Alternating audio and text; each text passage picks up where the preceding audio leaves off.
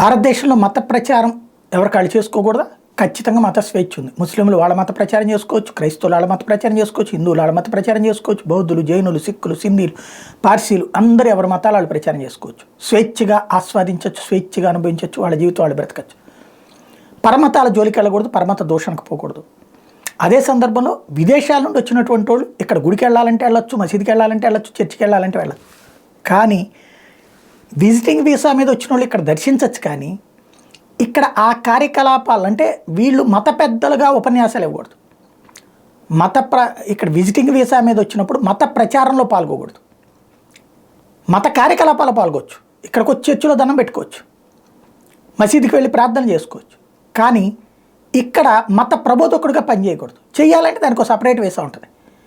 ఇలా వీసాలు అలాగ ఇవ్వాలంటే దానికి చాలా సిస్టమ్ ఉంటుంది. కాబట్టి అది కాకుండా విజిటింగ్ వీసా మీద వచ్చేసి ఇక్కడ మత ప్రచారాలు చేసిపోయేవాళ్ళు చాలా ఎక్కువ మంది.